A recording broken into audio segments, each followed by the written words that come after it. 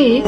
Sorry আপু, জায়গা নেই। আরে তৃষ্ণান ভাই, আরে ভাই ভাই ভাই আমি আরে কিরে ভাই, আমি সিরিয়াল আগে ছিলাম। না না ভাইজান, ভাই উনি তো ঠিকই বলতেছে, সিরিয়াল তুমি আগে ছিল। আরে আপা আমি তো আপনার জন্য নামি নেই।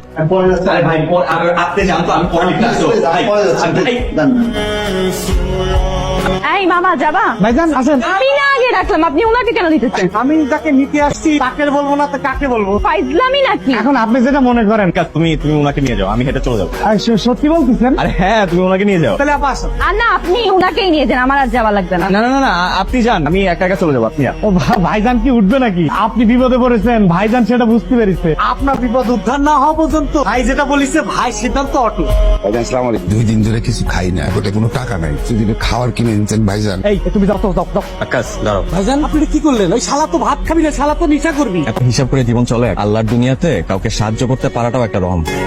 আপনার ভাইজান দার্শনিক কথা ভালো বললেও কিন্তু সে তো আসলে বোকা। সাহায্য করবে ঠিক আছে, কিন্তু তাই বলে 500 টাকা? আল্লাহ, এ তো একদিন 2 দিন না, যতবার ওই শালা এসেছে ওই সাহিবার মাত্রই 500 করে দিয়ে দিয়েছে। তার মানে তো সে শুধু বোকা না, সে তো মহা বোকা।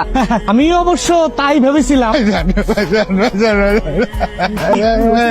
এই কান্নাকাটি করে লাভ নাই। আজকে তুমি যতই কান্নাকাটি করো, আজকে তুমি কান্নাকাটি করে মরে গেলেও এটা পাবে না। কাঁদতেছেন কেন? কেন কাঁদতেছেন? ভাইজান আপনি আমার মাফ করে দিয়েন ভাইজান। মাফ করলে করতে পারে, আজকে ভাইজান আপনি টাকা দিতে পারবেন না। কি হয়েছে? ভাইজান আমি আপনার বোঝাই মনে করে মিশা কথা কয়ে টাকা দিতাম, আমার কথা কয়ে কিন্তু করতাম নিয়ে ভাইজান। ও টাকা নিয়েছে, এই যে ব্যান্ডি খেতো, সেটা আমি জানতাম ভালো মতো। কি এখন বলেন? ভাইজান ভাইজান, আমি এই যে কথা দিচ্ছি ভাইজান, আমি আর কোনোদিন মিশা কথা কবো না, আমি নেশা করুন না, আপনি আমার মাফ করে আচ্ছা দিয়েন ঠিক আছে ভাইজান। ঠিক আছে, মাফ করে দেওয়ার কিছু নেই। আপনি নেশা করবেন না, এটা খুব ভালো কথা। আমার মাফ আপনি করে কাইন্দেন না। দিয়েন। আচ্ছা ঠিক আছে ঠিক আছে ঠিক আছে, আপনি কাইন্দেন না, আপনি কাইন্দেন না। ঘটনাটা কি ঘটেছিল? আল্লাহ জানে, কিন্তু আপা বিশ্বাস করে ওই ঘটনার পর থেকে ওই নেশাখোর আর নেশা করেই নি। আর কেউ বলতে পারবে না ও নেশা করে। আপনি মানেন আর না মানেন, ভাইজানের ভিতরে আধ্যাত্মিক ক্ষমতা আছে। Thank you. আচ্ছা সাদাত ভাই, এই ফ্লোরে কোন অফিস? 2-3টে অফিস আছে। কারো খুঁজতেছো?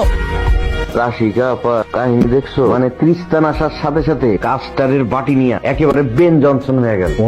অদ্ভুত নির্লজ্জতা। আচ্ছা সাইমন ভাই, এই খ্রিস্টান লোকটা আসলে কে? এটা ফাউল লোক। দেখে তো মনে হয় কোনো সেলিব্রিটি হবে, তাকে সবাই খাওয়াতে পারলেই ধন্য। ফুটেজ খাওয়ার ধান্দা। আপনার মনে হয় অনেক রাগ ওনার প্রতি। না, আপনি কি করতেছেন এখানে? কি এখানে কি? জায়গাটা আপনার দাদা কিনছে। আচ্ছা রাশিকা আপা, ওই খ্রিস্টান লোকটা আমাদের অফিসে কাজ করে। না আমাদের অফিসের না, কিন্তু খুবই ভালো মানুষ। আপনারও কি কোনো উপকার করেছিল উনি? আমার উপকার করিছে মানে আমার জীবনের সবচেয়ে মহা উপকার তো সেই করিছে। খারাপ লাগতেছে? হ্যাঁ খারাপ লাগতেছে শোনা? আরে আল্লাহ আল্লাহ, সবাই সবাই সবাই, এ ভাই আপনি তোমার যে উপকার করেছেন আমি তো কোনোদিন ভুলতে পারবো না। সেই দিন রাতের বেলা তার নিজের গাড়িটার কথা একটাবারে চিন্তা করলো না। শুধু তাই না, হাসপাতালের যত বিল সে দিয়ে দিল, যদিও পরে আমি তাকে দিতে চেয়েছি কিন্তু সে টাকা নিলই না। আচ্ছা, ওনার গাড়ি থাকতে উনি এভাবে রিক্সায় ঘুরে কেন? এত লেট করলি যে? অফিসে সব ঠিকঠাক? হ্যাঁ সব ঠিকঠাক, কিন্তু কিন্তু অফিসে একটা লোক আছে, ভেরি ইন্টারেস্টিং। বাহ, গিয়ে ক্রাশ খেয়ে ফেললি? তুলো না, লোকটা তো অফিসেরই। তাহলে লোকটা কেমন জানি অদ্ভুত বলতে? তাকে সবাই খাতির কর।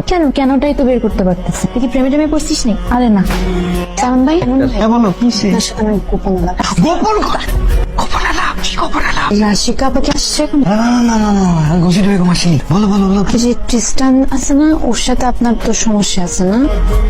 আমার মনে হয় এই লোকটার মধ্যে কোনো ভেজাল আছে। হ্যাঁ, প্রথম দিন থেকে কেমন জানি মনে হয় আমার কাছে। আরে এই কথাটাই তো বার করে বুঝাতে চাচ্ছি, কেউ বোঝে না। এই যে ঘুষিটি বেগম। আরে শুধু রাশিকা আপা না, আরো অনেকেই আছে।